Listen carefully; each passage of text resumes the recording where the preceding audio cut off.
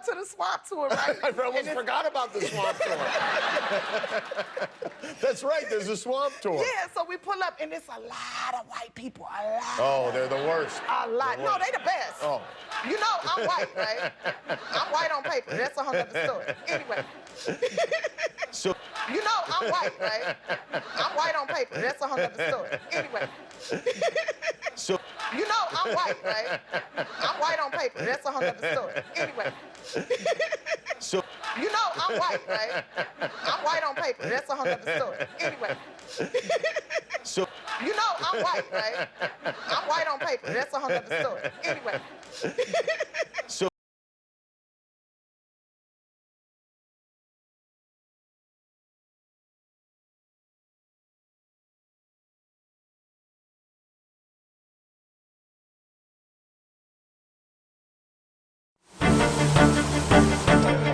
In 1978, a letter arrives in Israel. It sparks a modern exodus. And one of them somehow managed to send a letter to Israel saying, we are here in Sudan, we are stranded, we need your help, help us. The plea comes from an unlikely source. Fleeing famine, civil war and religious persecution in their homeland, a desperate cry for help reveals a lost community of Jews in Ethiopia. We walked for more than 3 weeks in order to get to Sudan.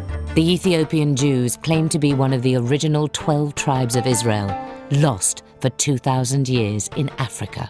When the Israelis decided that the Ethiopians were indeed Jews, one of the 12 lost tribes of Israel, they realized that they're going to have to smuggle 20,000 people out of East Africa, a region almost universally hostile to Israel. It was an almost impossible task. Israel assembles a team to work undercover, outwit dictators, and overcome a civil war to rescue the lost tribe. I was on my way in a helicopter when the pilot told me that he had a message from Jerusalem saying that he should do a U-turn and go straight to Jerusalem. The Prime Minister wants to see you. This is the story of how a British businessman, a Mossad spy, and a seasoned diplomat risked everything to save the forgotten Jews.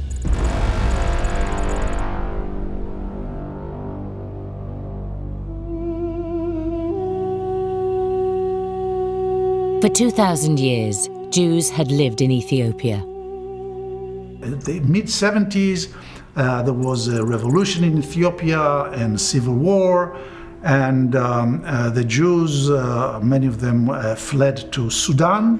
Having escaped civil war in their homeland, the Jews are stuck in appalling refugee camps. In Sudan, their religion makes life even harder.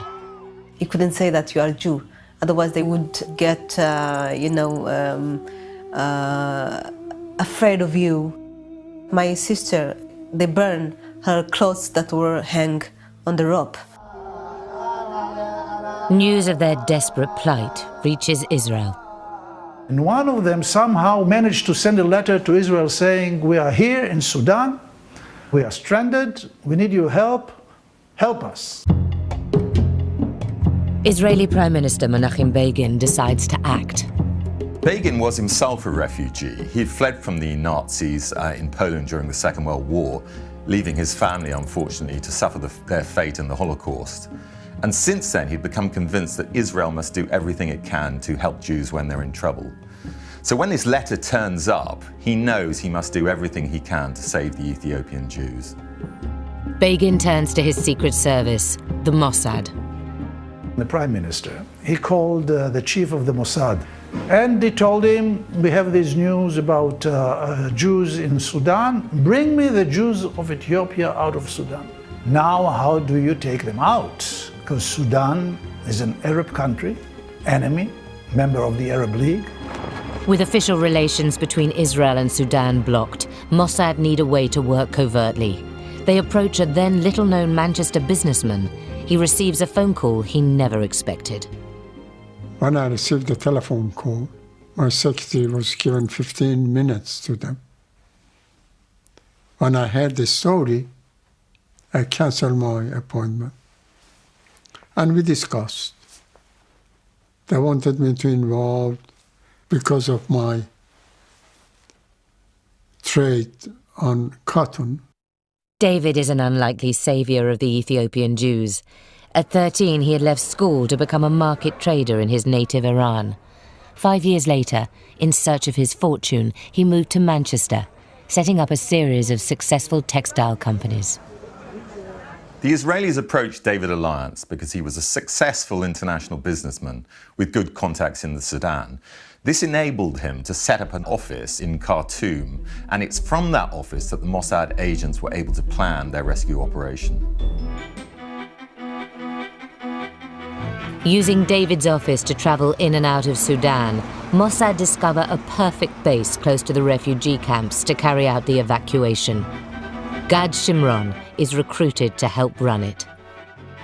I went down to Sudan as a member of the operating team of the new holiday village, Arus, 40 kilometers from Port Sudan.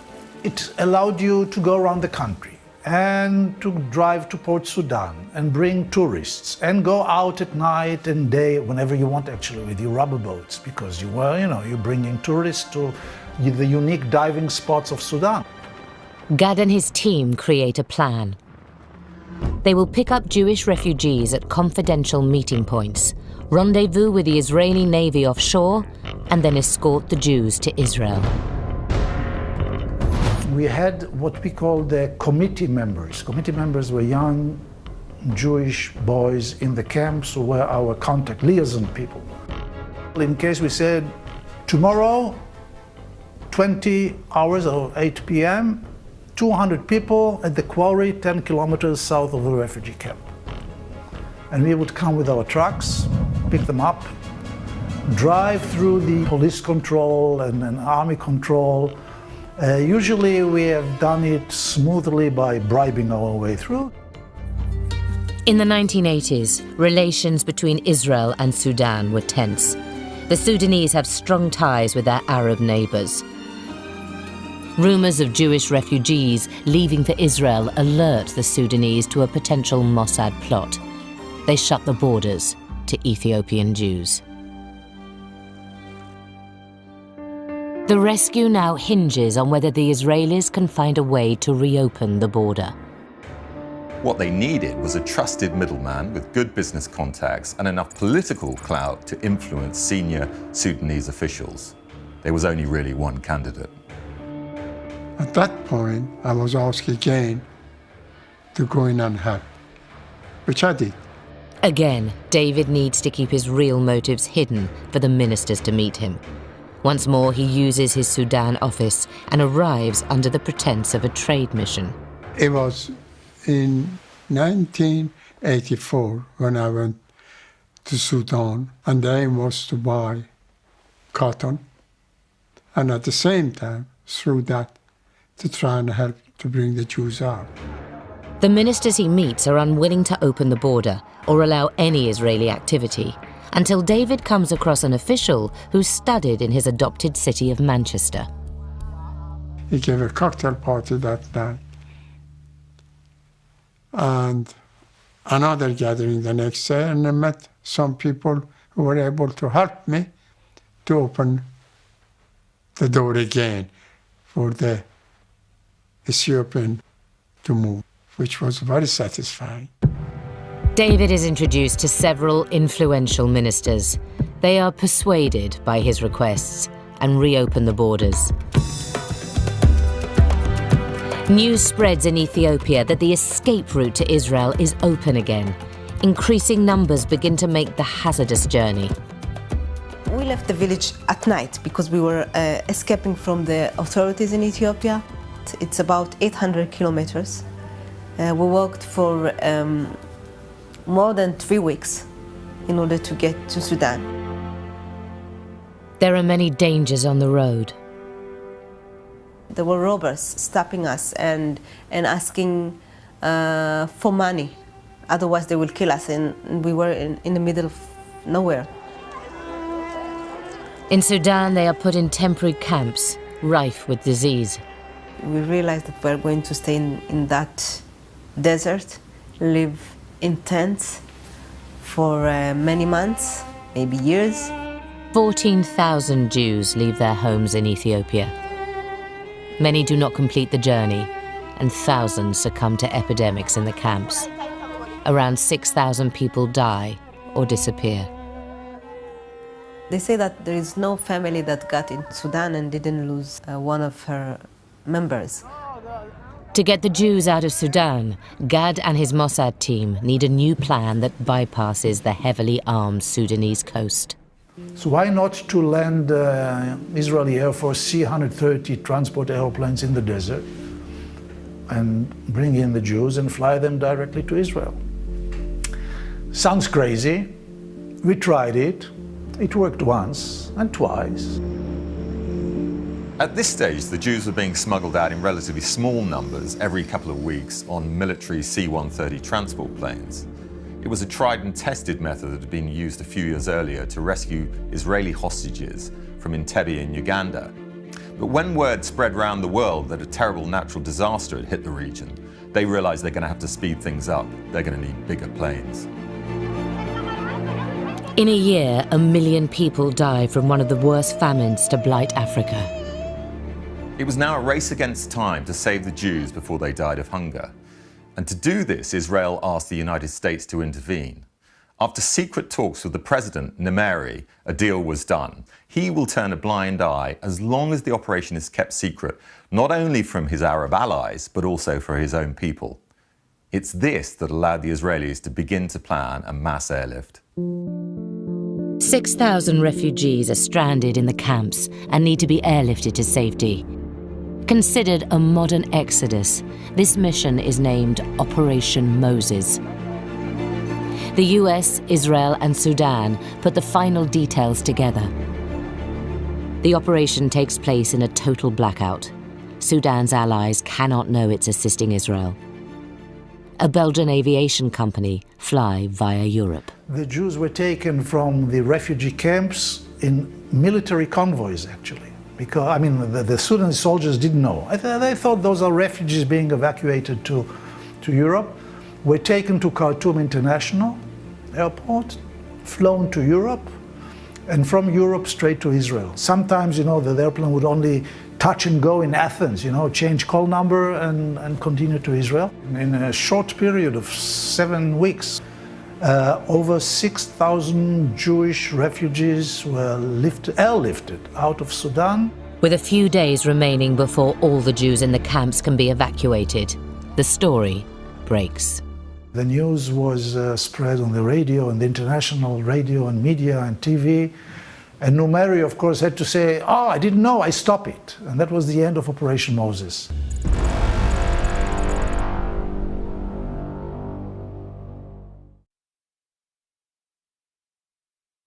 Baba Ramdev is one of India's most famous yoga gurus, but now he's using his name in a very different industry, selling everything from noodles to shampoo. It's been called India's fastest growing consumer goods company, so is it more than just a gimmick? Join me, Yogita Lamai, for India Business Report here on BBC World News. Voters in the fourth largest economy in the Eurozone are about to choose a new government in the most unpredictable election in Spain's modern history. New parties promising big change are in the running. Join us here on BBC World News as Spain decides. 2015 is nearly over, but can the European champions Barcelona cap off another extraordinary year by winning the FIFA Club World Cup again? I'm Alex South in Japan, and I'll keep you right up to date with all the action on BBC World News and BBC.com.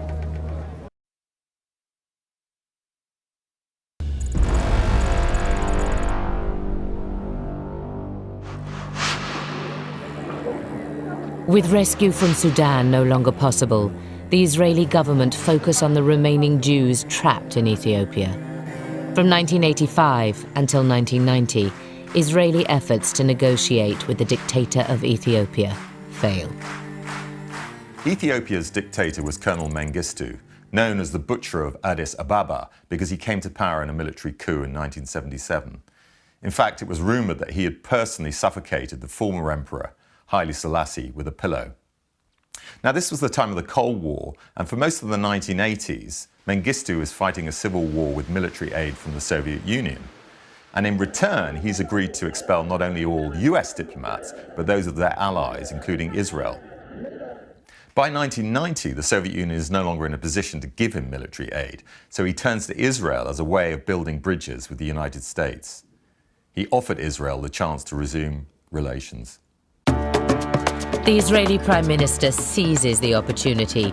He turns to a trusted emissary and the former ambassador to Ethiopia. I was on my way in a helicopter when the pilot told me that he had a message from Jerusalem saying that he should do a U-turn and go straight to Jerusalem. The Prime Minister wants to see you. And I was, as it were, whisked into the Prime Minister's office. Mengistu sets his price. He wants weapons, but Uri is ordered to obey a US arms embargo on the Ethiopian regime. So the negotiations come down to money. The Jews become hostages. So my question was, how much? He shot at me a figure, 180 million. I was absolutely stunned, but I said, "You're joking." After months of hopeless negotiation, the government of Israel turned once more to David Alliance, by now an influential millionaire. I offered to take the production of the textile for a whole year. I offered to put up a new factory there. I did everything. We tried very hard without success. So all the ministers. Then we were invited to go to see the president. By now, Mengistu is losing the civil war. He has become desperate and paranoid. And suddenly saw the guns is aiming at us through the curtain. President, give me an arm, you can have the Jews. And I said to him, Mr. President, we must accept that there aren't going to be any harm, but we can make your life easier financially. He didn't say no to it. We started talking and negotiating, and we got his agreement. A personal payment to Mengistu is agreed, and he orders his government to set a lower price for the Jews. Uri can now finalize this payment. Talks progress until news arrives of a problem. I get up one morning and I'm told by this Ethiopian who was my contact, "I'm sorry, Mr. Mengistu, he fled to Zimbabwe, taken all his group to Zimbabwe. So we have nobody to negotiate." That was for me a very unpleasant news. When Mengistu fled, the country was in chaos. Meanwhile, Uri Librani was still talking to what remained of the government in the hope of striking a deal. He finally made a take-it-or-leave-it offer. Uri's closing offer is to pay the ministers what it would cost to transport each Ethiopian Jew to Israel. This is as high as he can go. And still, the Ethiopian ministers hesitated. But with the rebels closing in and in need of money, they agreed to a price. It was agreed to 35 million. A date was set. The conditions under which permission would be given were set down. The mission is given the green light. Uri has to act quickly. The rebels are making their final approach on Addis Ababa. Uri has 5 days before they take the capital. On May 24th, 1991, the first plane lands. Fanta is one of those to make the trip. She was just 8 years old. I grew up hearing about Jerusalem. I was told if we got there, all hardships would vanish because it was such a holy place. Suddenly, I heard a megaphone announcing that everyone who has the right papers should go to the embassy. We rushed so quickly, I didn't even have time to put on my shoes. I actually came to Israel barefoot. 35 military and civilian aircraft are assembled.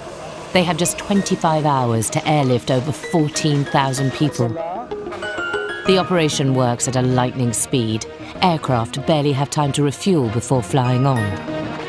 28 planes are in the air at the same time. 400 buses escort the newly arrived refugees to specially built centres in Israel. Years of planning are coming together. Halfway through the day, the Ethiopians derail the mass airlift. I get news that the control tower of Addis Ababa is beginning to make difficulties for our planes to land. So I asked them to find out what's happening. The Ethiopian government are nervous and demand Uri pay before the operation can continue. With the rebels fast approaching, time is running out, but no one knows the Ethiopian bank number. The finance minister had fled. Uri and the remaining Jews are stuck. He needs a miracle. I asked for the person who is going to replace this Minister of Finance person. It so happened that I knew him when I was ambassador. I said, look, you know me. Do you believe me that I, ambassador of Israel, would want to cheat you after a miserable $35 million? Take this phone your boss, the new prime minister, saying that you were satisfied that the money was ready in the account of Ethiopia. He phoned, the road opened up, and the last planes began to move out. The planes are loaded with refugees. One is so full it has 1,088 people crammed on board. It remains a world record in aviation. The mission, dubbed Operation Solomon, is a success. Uri achieves what was unthinkable just a few years earlier. He rescues almost all of the Ethiopian Jews.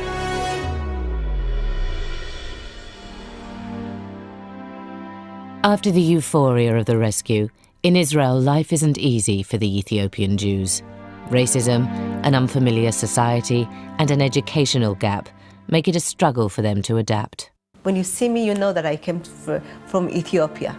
And this is something to many people is not easy to accept. I think the fact that we came from such a different culture, a different part of the world, makes it not easy to learn the new way of life, to be integrated in one of the modern societies in the world. Despite struggles integrating, the Ethiopian community maintain pride in their traditions. Central to them is their annual festival of Siged. It is a celebration that marks what they believe to be God's revelation to Moses. In Ethiopia, the community prayed to return to Jerusalem.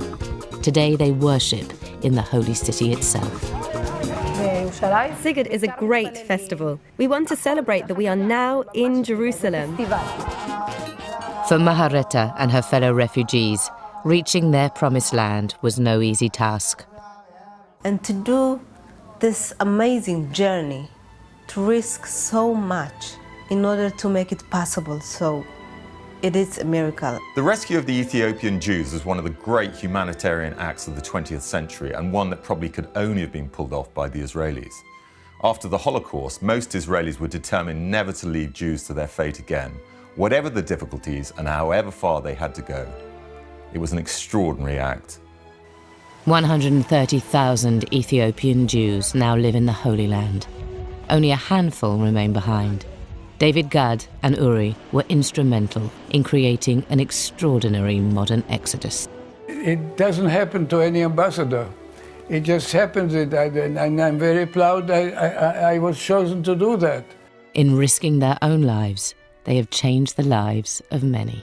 I helped her family to come out. And a year or so later, she wrote me a letter.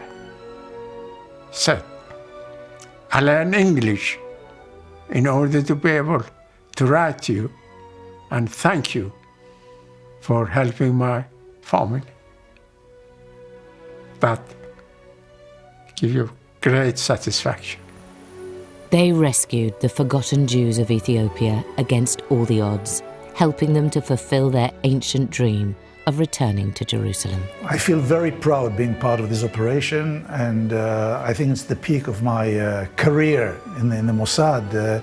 I've done many things, nothing compares to this, nothing. Up to the swamp tour, right? I almost forgot about the swamp tour.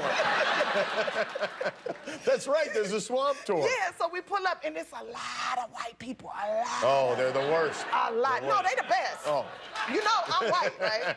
I'm white on paper. That's a whole other story. Anyway. So, you know I'm white, right? I'm white on paper. That's a whole other story. Anyway. so, you know I'm white, right? I'm white on paper. That's a whole other story. Anyway. so, you know I'm white, right? I'm white on paper. That's a whole other story. Anyway. so, you know I'm white, right? I'm white on paper. That's a whole other story. Anyway.